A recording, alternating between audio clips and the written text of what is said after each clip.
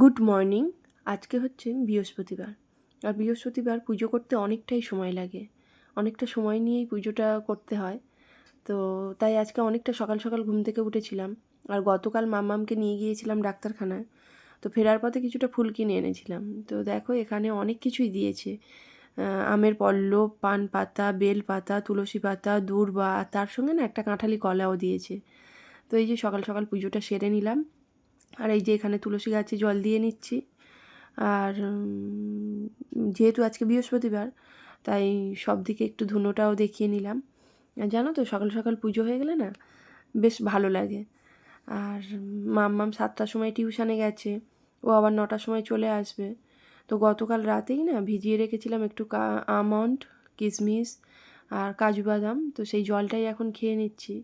আর যেহেতু মাম্মাম চলে আসবে, তাই ব্রেকফাস্টটাও ভাবছি শুরু করে দেব। তো দেখো এখানে আজকে ব্রেকফাস্টে বানিয়ে নেব রুটি আর কালো জিরে কাঁচা লঙ্কা দিয়ে আলুর তরকারি। তো জানো তো আমাদের এখানে না এখন ভোরের দিকে বেশ ভালোই ঠান্ডা লাগছে। আর আমার তো ঠান্ডা লেগেই গেছে। আমার কথা শুনেই তোমরা বুঝতে পারছো গলাটা ধরা ধরা লাগছে। আর যেহেতু ব্রেকফাস্টটা তাড়াতাড়ি হয়ে গেছে, তো ভাবলাম রান্নাটাও বসিয়ে দিই। আর সকাল সকাল রান্না হয়ে গেলে না হাতে সারাদিনে অনেকটা সময় পাওয়া যায়, তখন আরও অন্য কাজ করে নেওয়া যায়। তো যেহেতু মাম্মাম আমার অনেকটা পরেই ঘুম থেকে উঠেছিল, তাই আর তখন বিছানাটা গুছিয়ে নিতে পারিনি। তো ভাবলাম এই সময় রান্নাটা যেহেতু বসিয়ে দিয়েছি, তাই ভাবলাম বিছানাটা গিয়ে গুছিয়ে নিই। আর মাম্মাম না বলছে যে মাম্মাম ব্ল্যাঙ্কেট বার করতে হবে। তা ভাবছি একটা হালকা দেখে ব্ল্যাঙ্কেট বার করব, যেহেতু ভোরের দিকে না সত্যিই খুব ঠান্ডা লাগছে।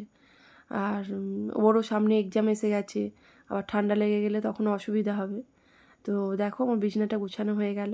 তা আজকের ভিডিওটা এখানেই শেষ করছি। দেখা হচ্ছে পরের ভিডিওতে।